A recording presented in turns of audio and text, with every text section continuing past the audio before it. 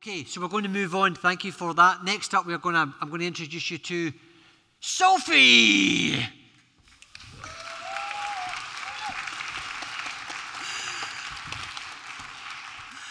Thank you very much. I love the enthusiasm that you come out to here, and clearly I'm a wallflower because I'm wearing a massive bright jacket, but it's good to be here again. Next up, we've got the bit where we do good, and this is a discussion about why it's important for charities to incorporate Bitcoin into their organisation. So let me welcome in, we've got Hannah, David, and Antonia.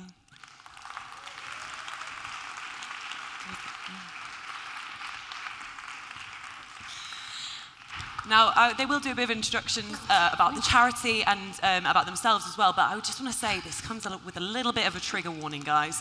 We are going to discuss crypto and Bitcoin, which is what's helped these guys. I don't see this as a problem. The problem is when you call Bitcoin crypto itself as well. Yes. It's kind of like... Keep going. You're good. Sorry. A bit of feng shui arrangement is always needed. We've just been doing some breath work just to calm the nerves. So the way I see it, it's not a problem if you're lumping in Bitcoin and crypto. You're not completely wrong. It's kind of like if you call me, your compare, a clown. You're not completely wrong, but you're a bit of an asshole for calling it that. So without further ado, can we start things off, Hannah, with what your charity does? Sure, yeah. So I'm Hannah. I am here with Charity Water. Is that... It's just coming if we could load the presentation, that'd be great, guys. So I will run you through quickly about Charity Water.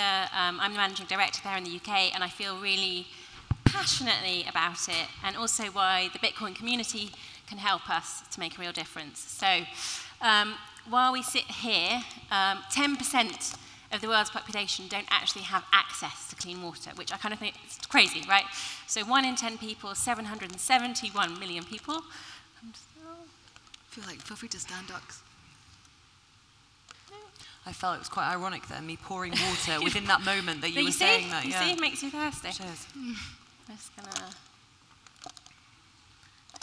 we do next slide? There we go.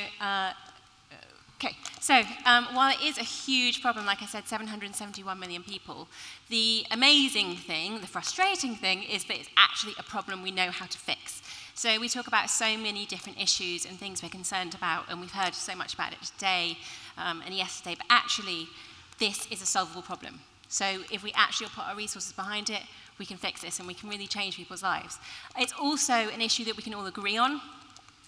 So it's not like so many other different things we debate. Should we do it this way? Should we do it that way? Do you agree?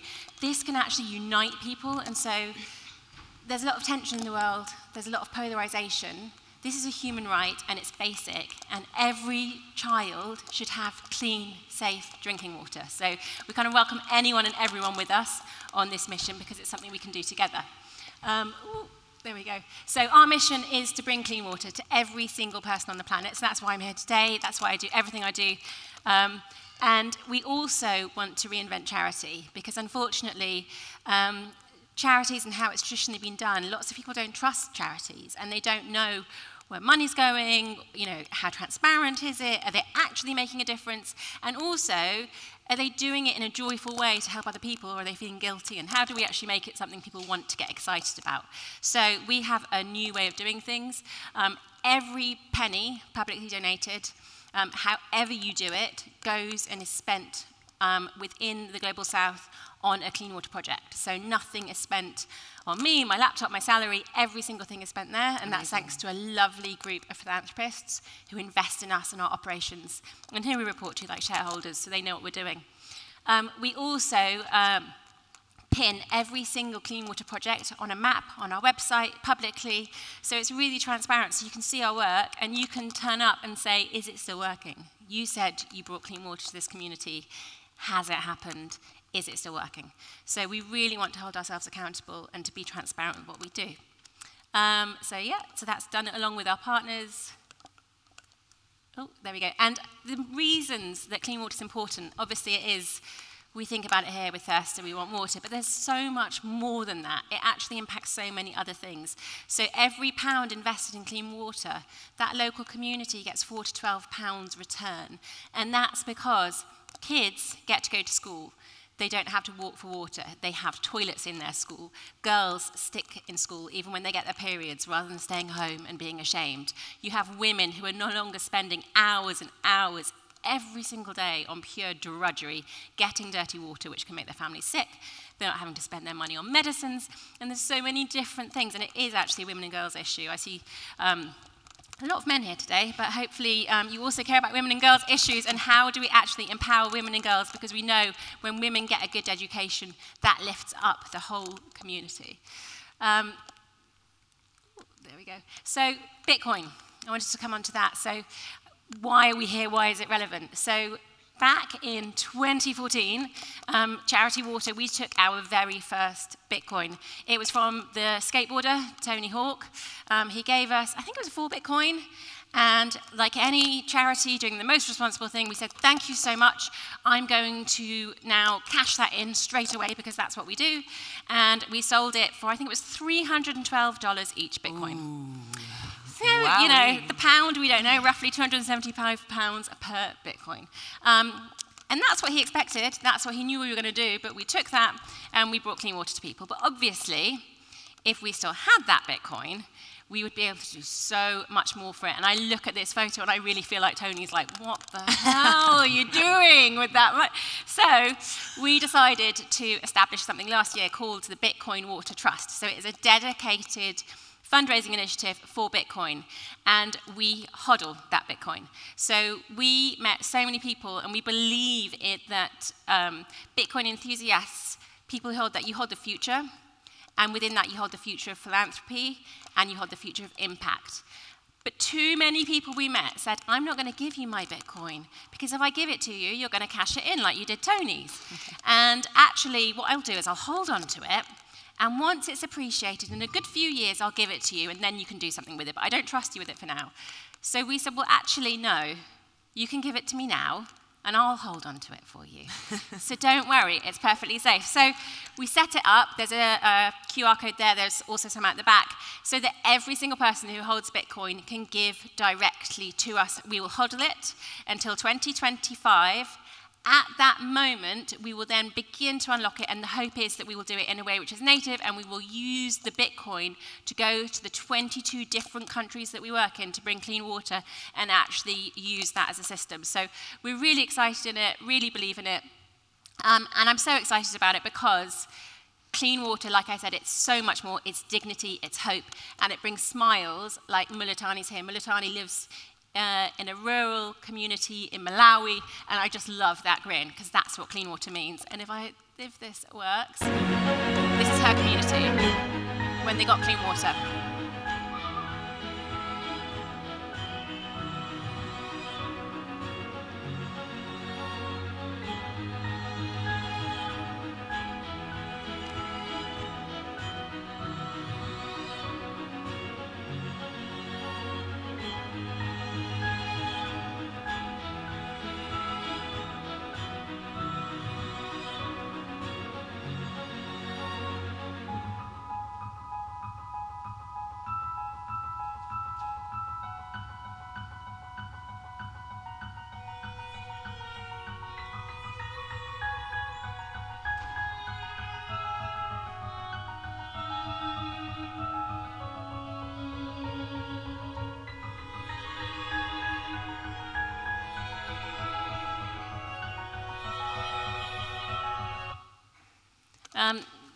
There.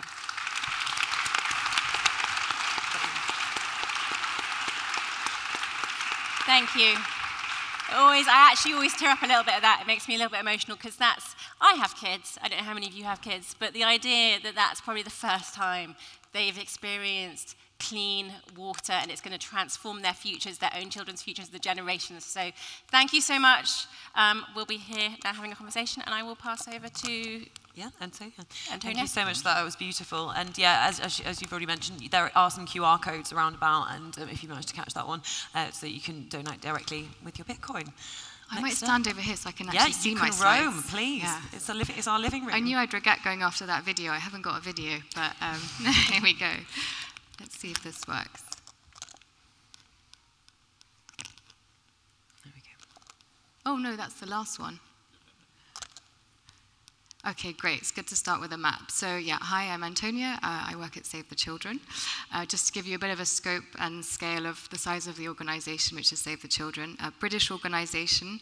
We're over 100 years old, and we work in almost 200 countries. So really large. Actually, all the blue countries and all the orange ones you see there are where Save the Children have bases and work. So across from we work in the UK, we work in the US, Mexico, Korea, you name it. We are everywhere in the world, almost. So next slide.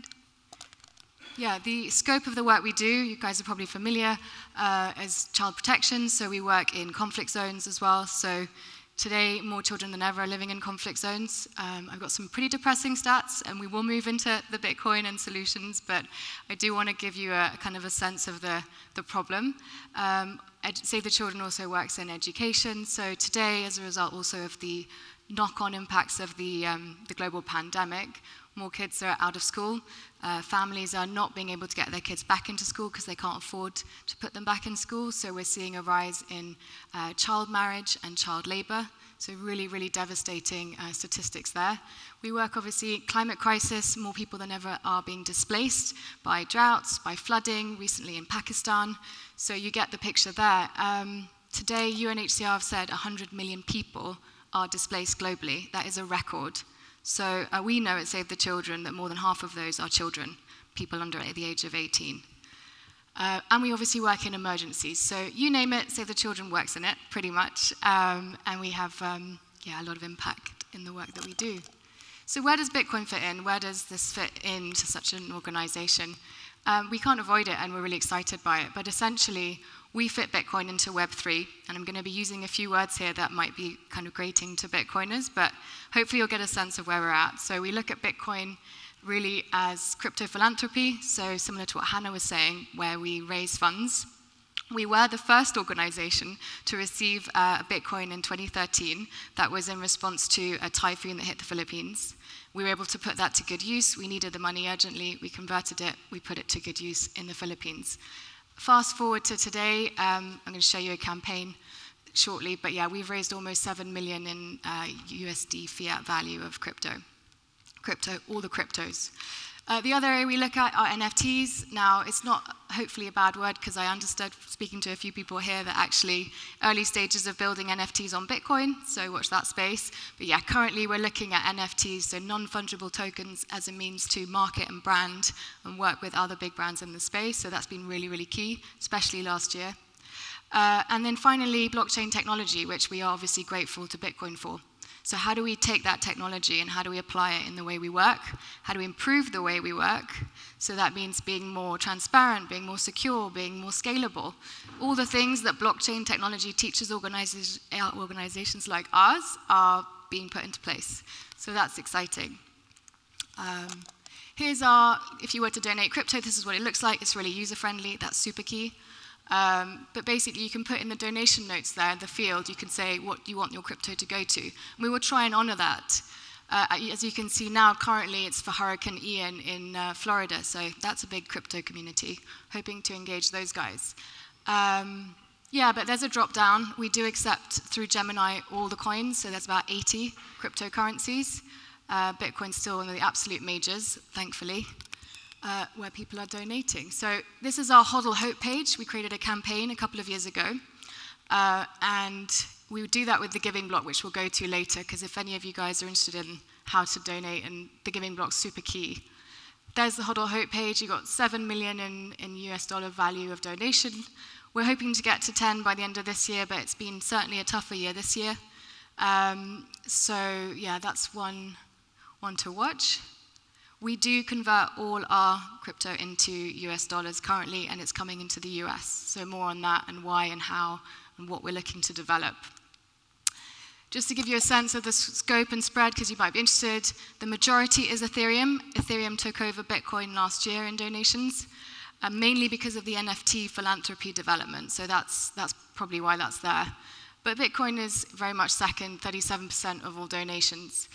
You can see the communities. We're working with DAOs. People are congregating, coming together, donating. And Finally, just want to end with our founder, this legend of a woman called Eglantine Jebb, a British lady who founded Save the Children after the First World War. And she said, "It's impossible only if we make it so. It's impossible only if we refuse to attempt it." So I reckon she might have been a Bitcoiner today. Yeah. Wonderful. Thank you so much, Antonia. Okay. Next up, we have David. Hi, everyone. I am the cryptocurrency and digital fundraising manager at Edinburgh Dog and Cat Home.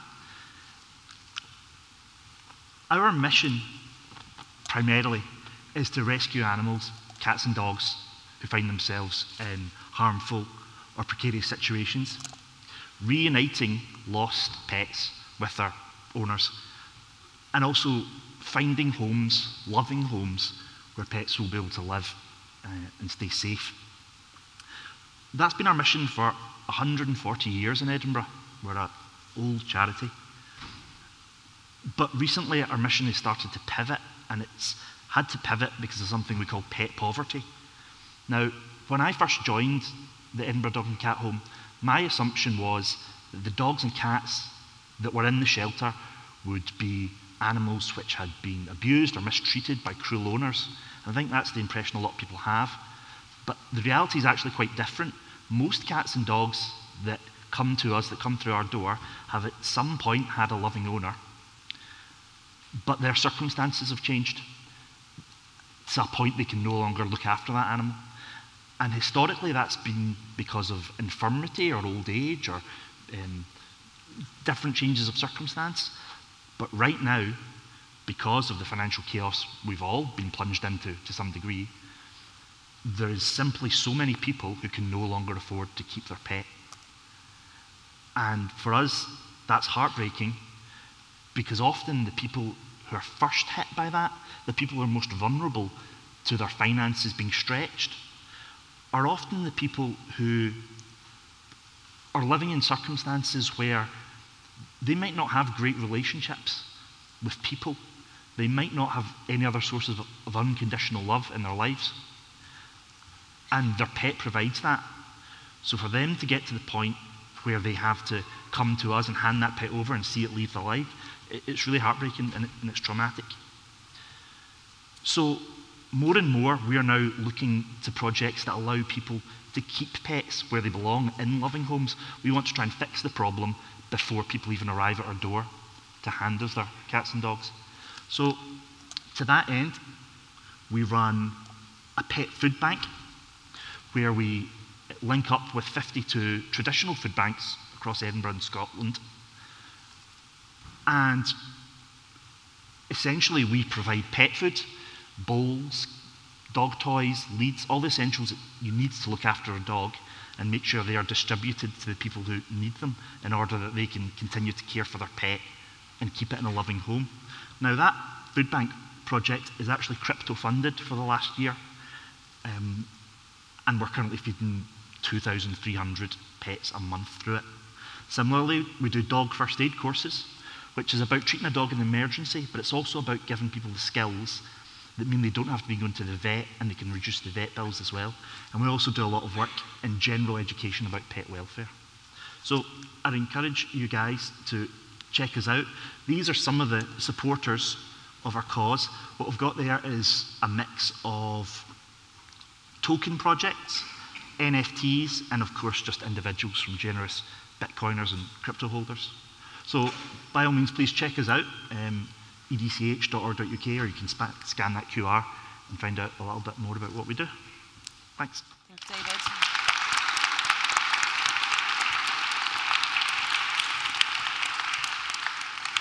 Thank you, everyone. It's been an absolute pleasure getting to know you guys and also more about what the charities do. If you weren't doing enough already with charities, and now you're doing the Lord's work, educating people on Bitcoin as well. So thank you. So I'm going to kick things off with Antonia. A question for you. Is Bitcoin and crypto changing the face of fundraising? And if so, how? Yeah, I mean, I think the fact that us three are here at this kind of an event shows that we are making moves in the space. Yeah, I've got a few statistics. So I spoke to the Giving Block before coming here and got some of their lowdown. But essentially, yes, crypto giving is absolutely up. This is across the board, not just talking about Save the Children here.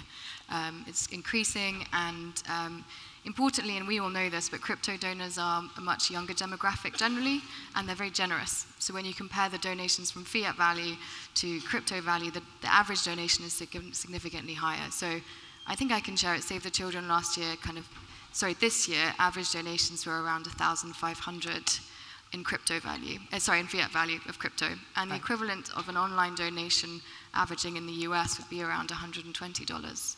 So it's a significantly higher portion of a donor. So that's getting people to take note within these organizations, but also other charities wanting to come on board. And I think we've seen a lot more charities come on board, certainly since Hannah's charity and Save the Children started getting crypto.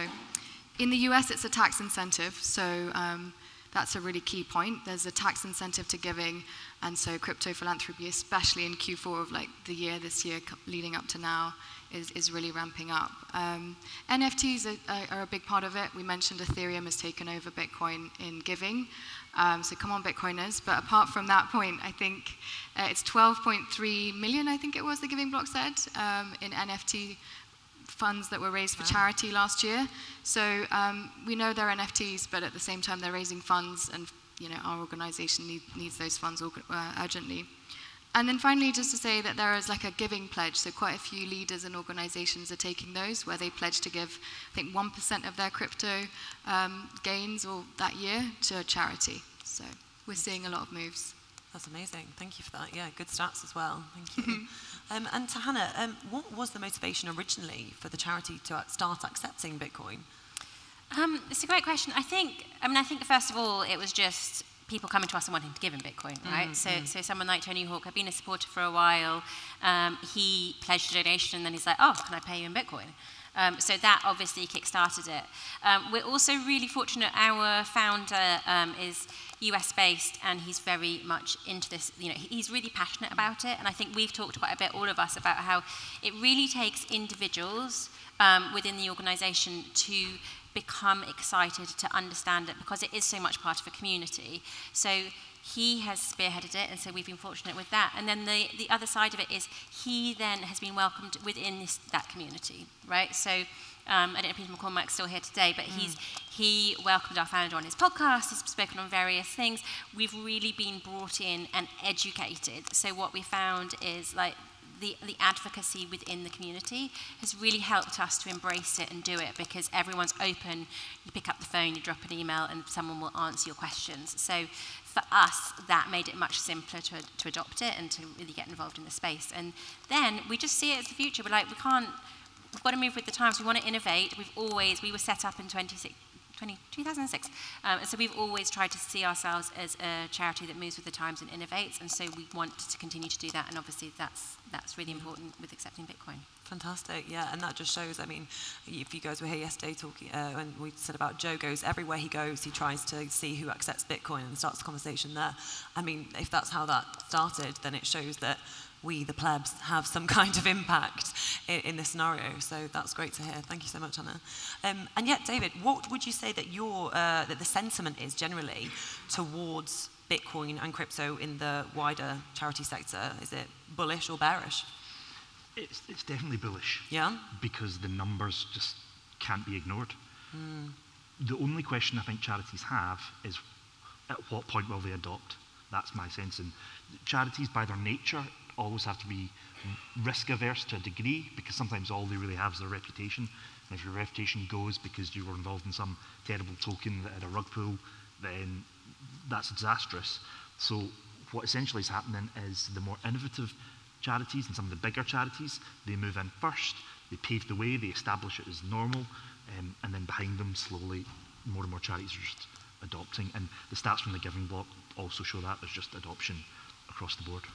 Nice, brilliant, thank you. Yeah.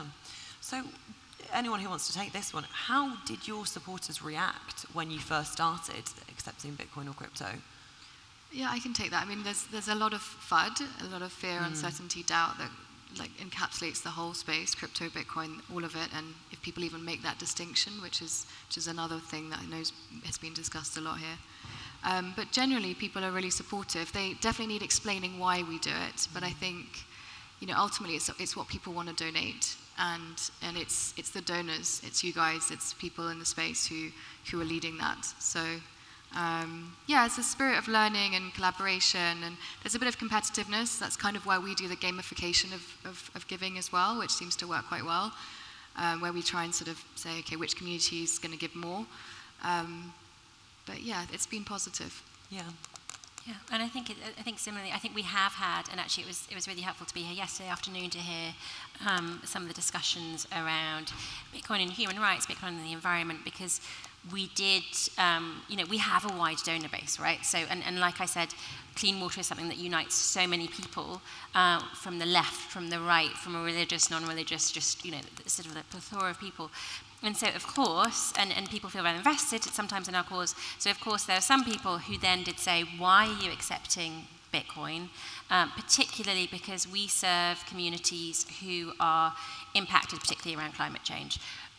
We then help them to sort of, by accessing clean water, that's a really important step in terms of being climate change resilient. But obviously then people came to us and said, well, why would you do this? You're making the climate worse, you're not helping people.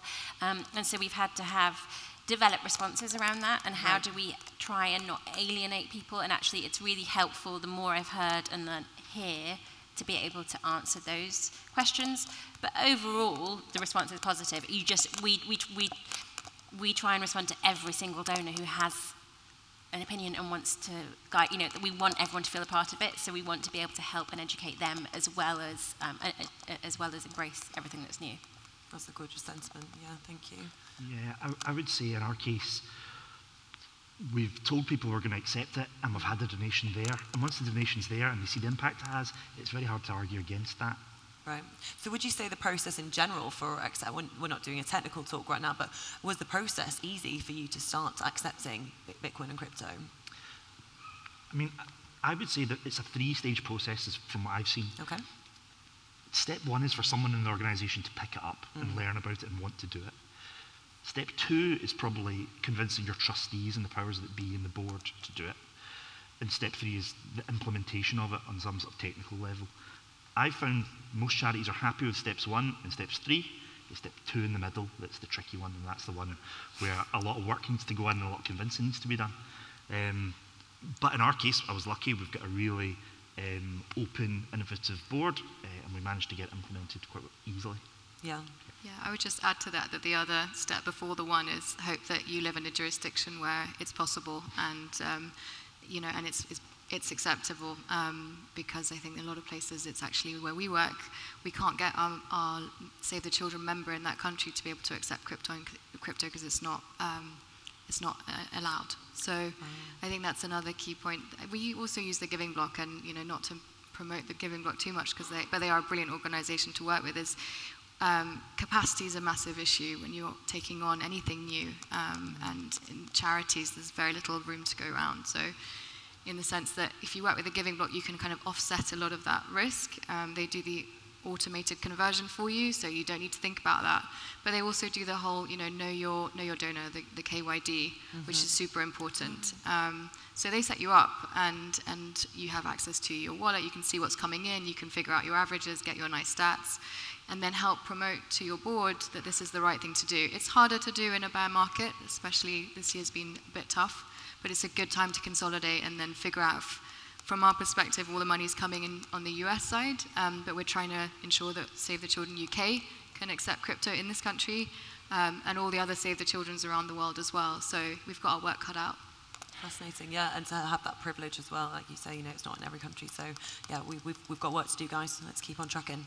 And did you have anything to add to that, the process or anything? No, I mean I'm really fortunate in that. So I just haven't been that involved in the process, to be perfectly honest. I will come and I'll promote it, and I will, we've got other people doing that. And like I said, a lot of our success around it came from people within the Bitcoin community advising us, and really, as soon as we said we wanted to do it, we pulled together calls, we got people on the phone, we asked them what they recommend, who should we work with, and we had support from Gemini and from the Winklevoss brothers and people who matched some of our first donations. So that really made things much simpler for us. Amazing. Yeah, that's great. Thank you. And to those that are accepting crypto and altcoins, why are you accepting those? David, I know you've got an interesting story about how that first started off. Yeah, I mean, the one thing I would say about the altcoins is that we know that the fiat system's not perfect, but people can do good things with fiat. And we know that a lot of the other blockchains or a lot of the other token projects and coins aren't perfect and there's problems with them. But what matters to us is the impact once someone makes a donation. So, I don't look at a protocol when something arrives in the wallet. I look at, we'll be able to spend this on an operation that a cat needs. I'll be able to spend this on dog food and someone else will be able to keep hold of their dog. So for me, it's more about the impact, and the means by which it's given is less important. Mm-hmm. Yeah, sure. And Tony, do you have anything? I mean, for me, it's the donors decide. So the donors are providing us with that crypto, and we're really grateful for it.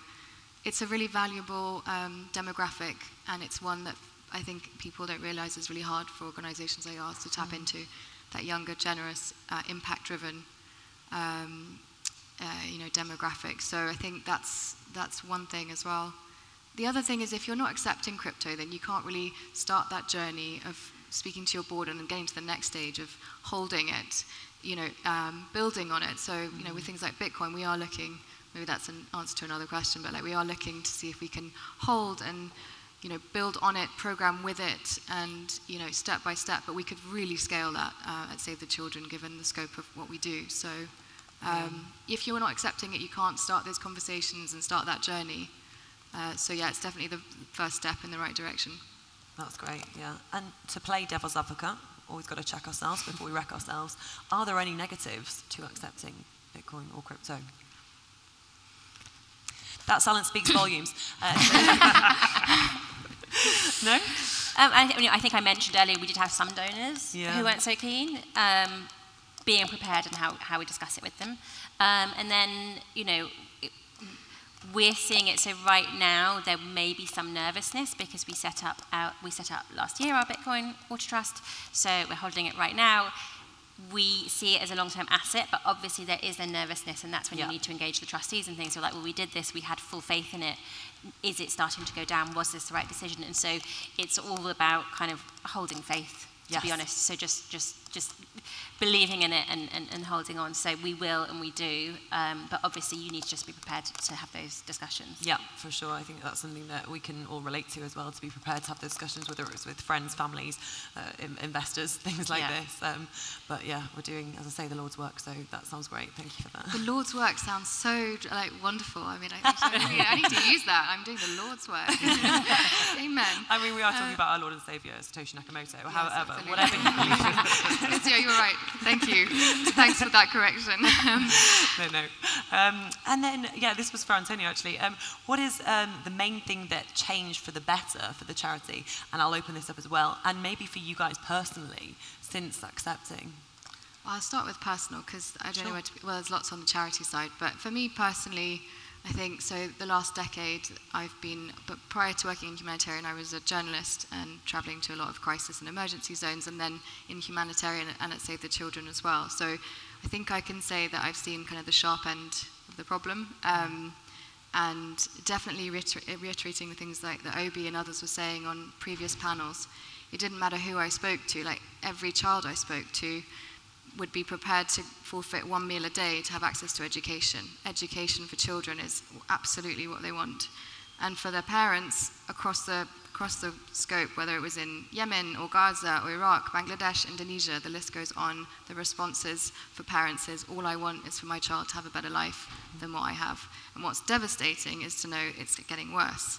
And they know it's getting worse because they live it every day. So I think with that in mind, I've seen that side, and I'm just really grateful that I can kind of transition into, I don't believe tech's going to solve everything. I don't even know, or I'm not sure I know if Bitcoin can solve everything when it comes to this. I'm still learning, but I think it's a really exciting place to start. And it's a relief to work with people and on this side of things. That's gorgeous. Yeah, thank you for that. David, do you have anything that you want to share on a personal note or professional note? I mean, on a personal note, I am only in this role because of a crypto donation. My salary for the first 6 months was funded by a token project, because they were very keen to just help push crypto into the world and bring it to more people. And our organisation said, well, why don't you help us bring somebody in to do it? So from my perspective, it's been a real boon. That's great, yeah, thank you. And Hannah? No, I think they both have such beautiful examples. Yeah. I wouldn't want. You had the video. Yeah, I'll go back to the video. I would have just said that personally, I just met a group of weirdos, which is great. So. No, but there were some lovely sentiments. Thank you so much for them. And what have you and your organisation learned, and what has surprised you? What's been that surprising thing that when you're telling other people, not just these guys, about Bitcoin and crypto? For me, and so I'm coming into it as somebody who's not experienced in this space and learning, it has been the pure learning experience, and actually the positivity, the focus on human rights, the focus on the future, the focus on individuals really owning change and impact and everything else. You know, we're an organisation that doesn't take government grants, so we've never worked in that space. We've always been about how do people sort of like take things forward and make a change. So for me, I hadn't understood before until I started looking into it more is how that's what this is about. It's about individuals having responsibility, having ownership, and being able to do what they want with that, to be able to do what they choose. So it's that choice matter that I've really learnt about and enjoyed. Yeah, great, fantastic. Thank you. I mean, for me, I think in summary, it's just been surprised by how the the Bitcoin community specifically, I should say here, and that's really genuine, by the way, is so empowered by the idea of Bitcoin being a force for good and a force for financial inclusion. I find that really infectious, really exciting, and incredibly poignant and urgent. So, yeah.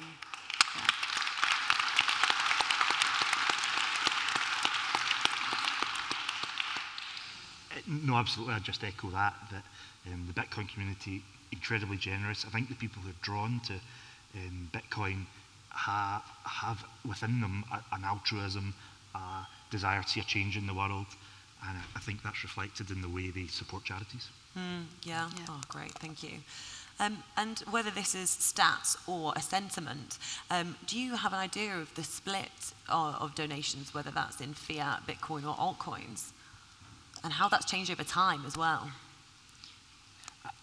I mean, because we had one big altcoin donation in Ethereum, and also my salary, which is not big, it still managed to skew Ethereum as being the biggest income. Sure. So our stats, I think crypto was 5% of our income last year.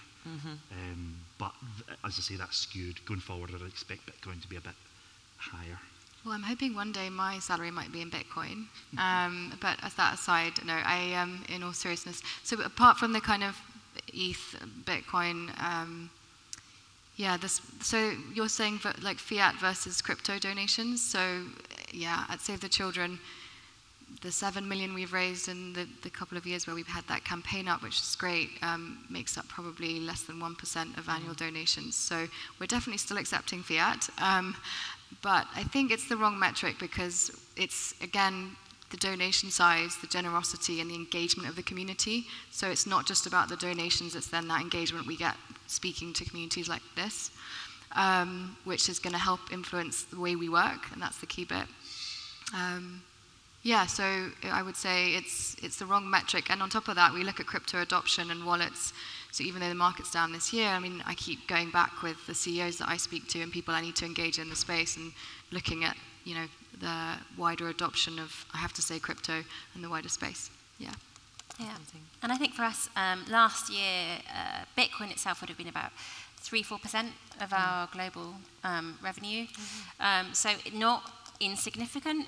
But it's more about how it's a beginning and it's a new side of things, right? It was 0% at one point. So it's now, how do we grow that, and how do we see that as an increasing proportion of the income that comes in for us to go out and do good with? Yeah, definitely. And how exciting for the charities that you guys, it shows that the small percentage at the moment, but how early you are in this space as well. And maybe if you guys see the QR codes, we can just tip that 1% up a little bit.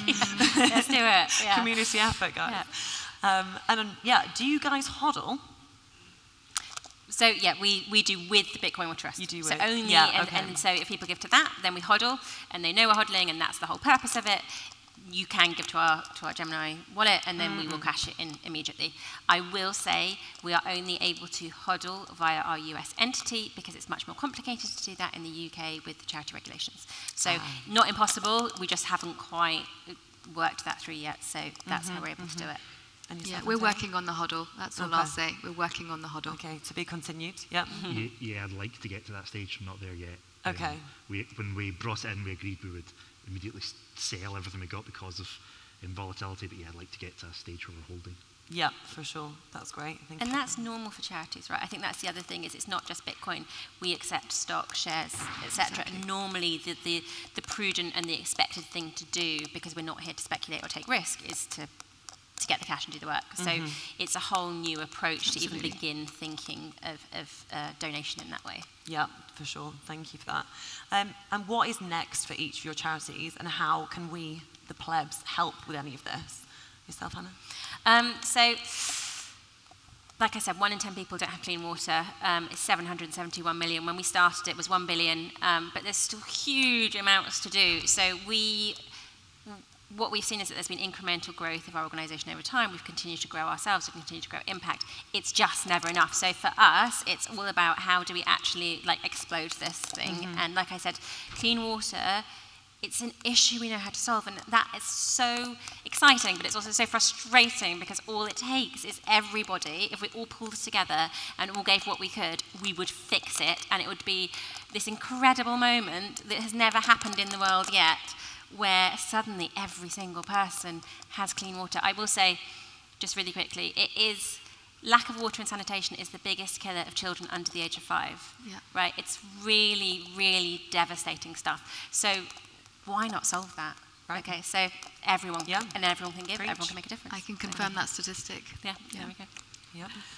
And yourself? For us, so Save the Children, we've just launched a big campaign called Get Fed Up. It's the hunger crisis. It's global. It's very real. Somewhere even like the US that you might not think of when you think of hunger. 1 in 5 children are food insecure. So just let that sort of sink in the US. So getting involved in the campaign, I mean, I'm just grateful to be here. This is one way of getting involved, speaking to someone like me and finding out more about the organization, trying to get Bitcoin to overtake ETH on our leaderboard, Ethereum. And I would say more than the funds, it's the brains, it's the intelligence that's in this space. It's really inspiring. It's really, speaking to people like Obi, Jeff, Greg. There's so much, brain power here and knowledge, and I think it's a great place to start fixing these problems. Complete agreement. And what about you, David? I mean, at our organisation, we'll continue to go down the path that we're on just now. And what I'd pick up on is that idea of the brain power and the skills and knowledge and experience. And what I'd say, if people are keen to help, everyone in this room will have skills and experience that a charity somewhere out there needs. So I would say, if you've got a cause that's close to your heart, approach them and ask them, are you accepting Bitcoin? Have you started looking at this? Because there will be someone out there who can benefit from it, but they just don't know what a wallet is. They just don't know what they should be looking at. They don't know the good sources of information. So if you, with your experience, can go out there and talk to them and help them, that helps the charity, and it also just helps, the Bitcoin movement. So I'd say that's probably something that everyone can do. So next time you get stopped in the street and asked to give charity, maybe try orange pilling them, is what I'm hearing. Yes. Go for it. Yeah. Fantastic. Do we have time for questions to the floor? No. We do not, but I will, sorry guys, but I will also just have to ask David. David, is it dogs or cats for you? I'm going to go with dogs. Okay. That's the official stamp. All right. There was no reactions in the crowd, so I take it they don't judge you either way because you're now a Bitcoiner, so you're accepted. But I want to say, thank you very much for everyone's engagement here. Thank you so much to the 3 panelists. And please do what you can. Chat to us afterwards. We're going to take a short break now, but one more round of applause, please. Thank you.